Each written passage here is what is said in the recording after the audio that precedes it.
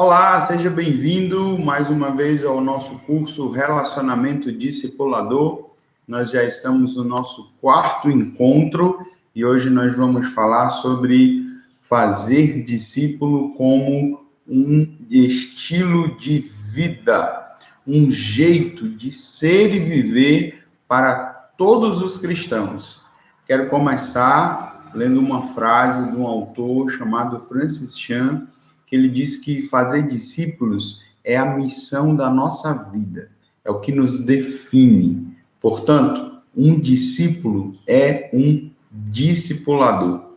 Pensando assim, nós já imaginamos que não havia, não haverá, não acontecerá um outro momento da nossa vida, uma outra importância da nossa vida, a não ser fazer discípulos. Por isso que nós estamos aqui aprendendo, por isso que nós estamos aqui estudando, por isso que nós estamos aqui nos preparando para essa missão.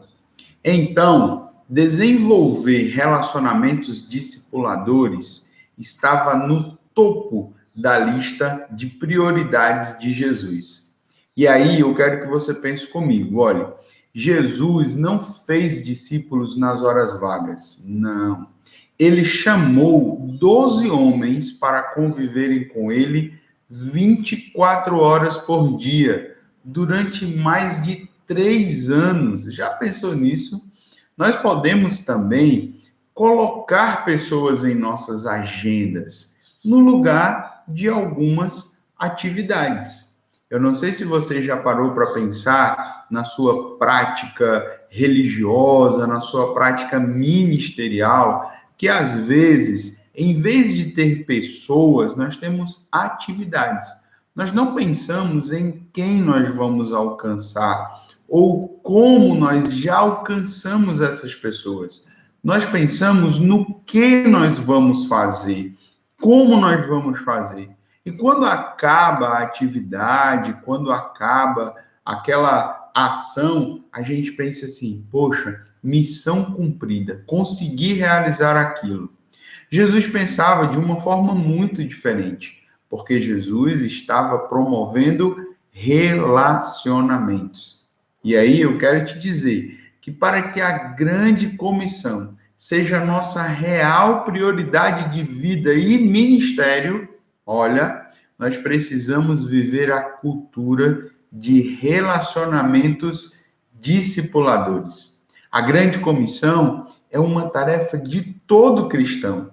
Todos nós devemos chamar novos discípulos, mas não só chamar, nós devemos acolhê-los e aperfeiçoá-los.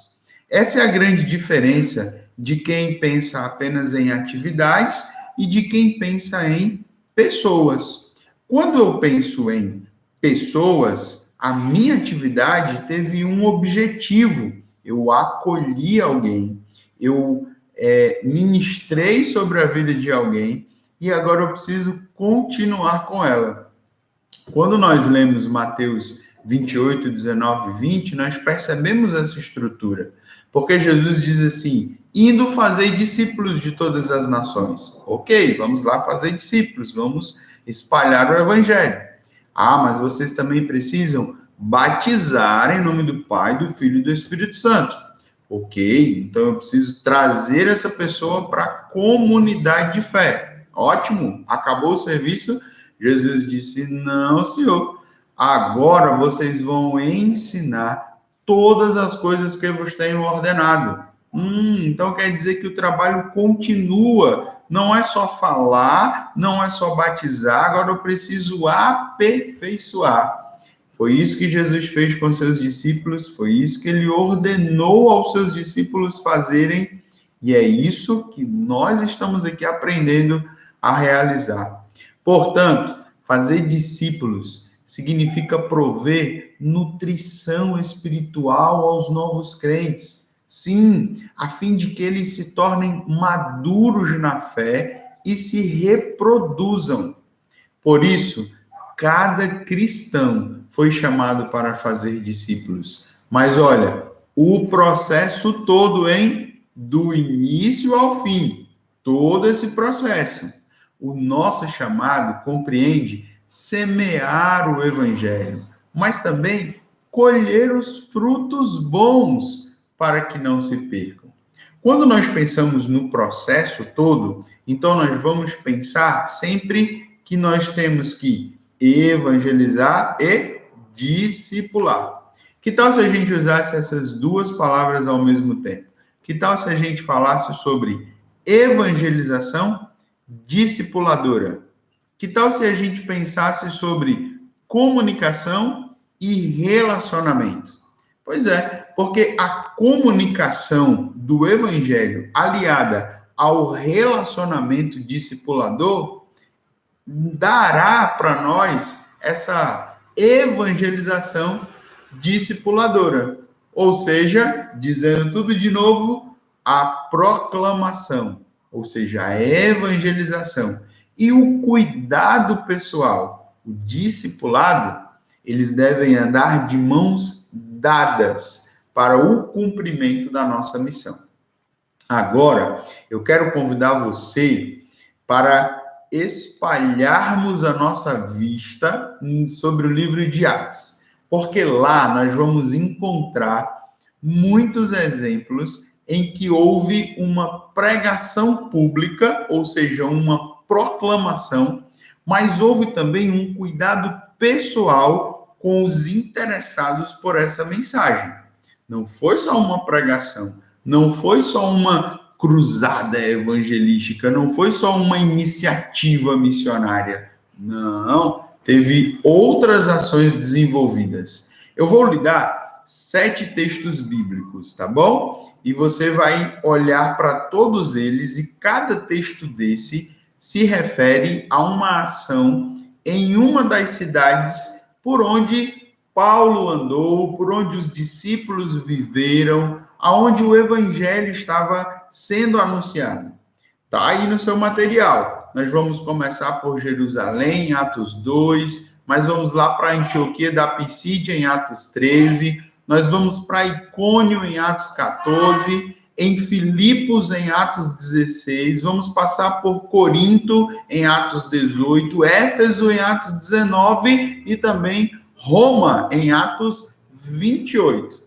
Lá, eu queria que você observasse que Paulo sempre esteve disposto a consumir a sua vida em cuidado com esses novos discípulos. Um texto clássico que eu queria deixar para você é o de 1 Tessalonicenses, capítulo 2, versículo 8. Olha que legal, Paulo diz assim: assim, devido ao grande afeto por vós, estávamos preparados a dar-vos de boa vontade não somente o evangelho de Deus, mas também a própria vida, visto que vos tornastes muito amados para nós. Percebe a diferença? Você pode dizer assim: eu tenho uma mensagem para você. Ou você pode dizer assim: eu tenho uma mensagem, mas eu também tenho a minha vida que eu gostaria de compartilhar com você. A minha companhia, a minha amizade, o meu ombro amigo, tudo isso que nós estamos aprendendo que é o relacionamento discipulador. Ou seja, de forma intencional, Jesus influenciou vidas que multiplicaram essa influência em outras vidas. Jesus liderou homens que viraram líderes e os discípulos entenderam e praticaram isso. E nós vamos fazer o mesmo. Nesse ponto, eu queria chamar você que teve uma experiência de discipulado um pouco diferente daquilo que nós estamos falando aqui. Quero chamar você para que teve um discipulado depois que se converteu. Para você que teve um discipulado através de uma série de estudos bíblicos. Alguém te chamou, te apresentou uma revista, um livro. Para você que teve um discipulado em uma sala de aula, na igreja, num horário específico. Você consegue? Você lembra? Você viveu essa experiência? Quero chamar você a pensar Você que teve um discipulado, mas que foi para te preparar para o batismo, para que você pudesse se tornar membro da igreja. E também para você que teve sua experiência de discipulado através de um pastor ou através de um discipulador. Bom, se você se identificou aqui em todos esses itens que eu falei, agora eu quero te apresentar como funcionou, como aconteceu o discipulado de Jesus. Jesus, ele se aproximou e discipulou pessoas interessadas. Ele não esperou a conversão dessas pessoas. Nós podemos citar muitas pessoas a quem Jesus se aproximou e quando ele se aproximava, as pessoas diziam assim: como assim? Jesus está se aproximando dessa pessoa? Pois é, veja só. Além disso, Jesus, ele não usou uma revistinha, se bem que não tinha revista na época, né? Ele não usou um estudo bíblico, não. A base era o relacionamento. Você já percebeu que Jesus se aproximava das pessoas e logo ele estava na casa delas? Lembra de Zaqueu? Lembra de Mateus, que ele chamou para ser seu discípulo, e logo Mateus fez uma festa e Jesus estava lá? A base de Jesus não era uma reunião formal, mas um relacionamento. Além disso, Jesus, ele não fazia isso em um grupo. Jesus fazia isso em um grupo grande. Jesus fazia isso pessoalmente. Jesus fazia isso em grupos pequenos. Você já parou para pensar por que Jesus chamou somente 12 discípulos, se ele tinha capacidade de chamar muita gente?